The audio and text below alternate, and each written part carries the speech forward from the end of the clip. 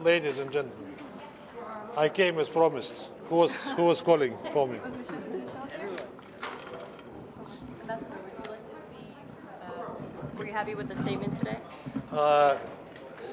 This is not something that makes you happy, because the reason for the statement is not a very festive thing. But yes, we made a statement, a press statement by the President of the Security Council condemning the recent launch, calling on the D.P.R.Korea to stop it, and also, which is important, again reiterating the need for political and diplomatic solution of the crisis, an early one. What's next, Ambassador, if there are more further provocations from North Korea? Sorry? Further provocation from North Korea, what's next? Are there going to be more sanctions? You mean you're asking me? I'm not sure I'm the one to be asked about it. But we were discussing for a while that we're really in a vicious circle. We have a resolution, a provocation, a resolution, then another provocation. And we were contemplating, many people raised an issue that we have to think maybe out of the box at a certain point. But we again reiterated that at the moment there is nothing on the table but the Sino-Russia roadmap and the statement of the 4th of July, which is at the moment the only political proposal on the table. I was saying to one of your colleagues that echoing this morning's Secretary of State Tillerson's statements, our American colleagues said that Russia and China should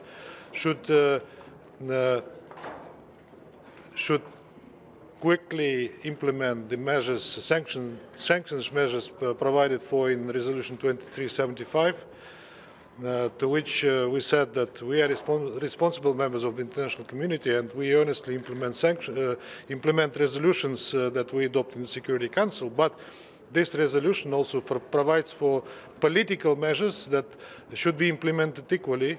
And in that sense, we consider and we called on our US partners and others to implement political and diplomatic solutions that are provided for in the resolution. And without implementing this, we also will consider it as a non-compliance with the resolution, non-fully implementing the resolution. Ambassador, what progress do you think can be made next week on North Korea? And is it time, are you reconsidering putting forward your own resolution on North Korea? Where did you say our own resolution? You were considering putting forward that. We were considering what elements we might include in the resolution that would be on the political side, I would say. We are one way or the other, we are including them in the resolutions. We've been including them in the resolutions that we have already adopted. We would possibly like more, but we'll see what happens. I think people are keen to discuss it during the high level. One way or the other, it will come up both in the debates and in the meetings that will. What about having them come and hearing them? Essentially, this leaves out.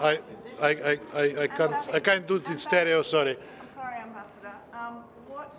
What movement or action would you like to hear from the United States or North Korea? You say you want them to implement the political track. What does that involve? What do you want them to do? It's not we want them to do, but we want the international community to do. We want, first of all, we think that threats, tests, launches, and mutual threats, in fact, should be stopped, and that we should engage in meaningful negotiations. You might have heard that, in fact, many serious American experts are saying that there is no way but to sit at the table and come to thinking how to resume six-party talks. I think it was Madeleine Albright who was referring to it recently, and some others as well. There are serious analysis in the American press on the issue, which came out in the last few days, even before we adopted Resolution 2375. I think many people around the world, including here, understand that there's no alternative to this in the end. Ambassador, a quick question on another topic, Myanmar. By the way, I see you gathering here in numbers only when we discussed North Korea. We discussed Africa recently. I didn't see you at all. Where were you? I'm always there. Ambassador, on Myanmar. The security. I'll come to you, promise. On Myanmar, what message is Russia talking to the Myanmar military? What message are you sending to them? What do you mean we're talking to the military? We're talking to the Myanmar government, of course.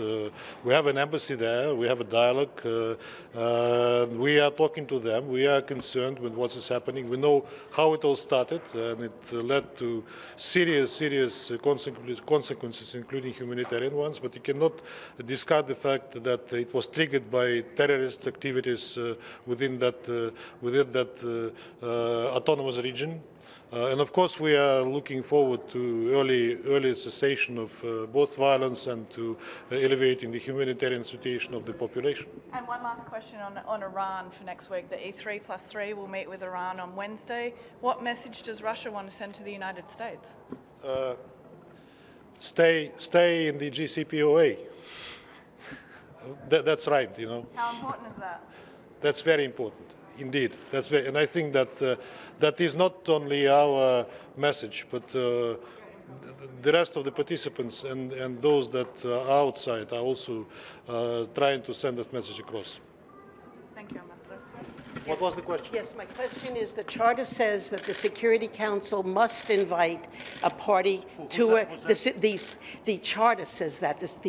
The UN Charter says that they must invite countries that are subject to resolutions into the Security Council and essentially to the discussion.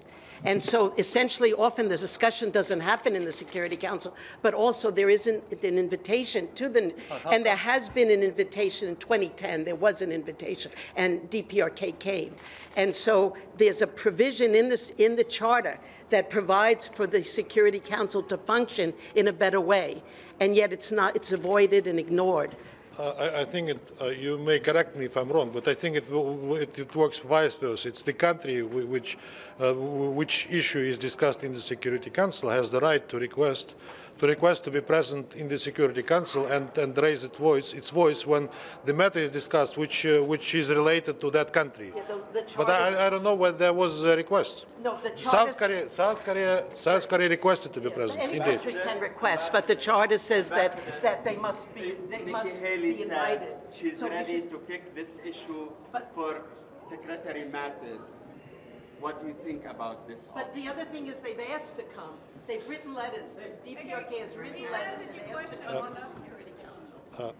Ambassador Haley said she has no problem kicking this issue to Secretary Mattis, who has a lot of options. What do you think about this statement? You mean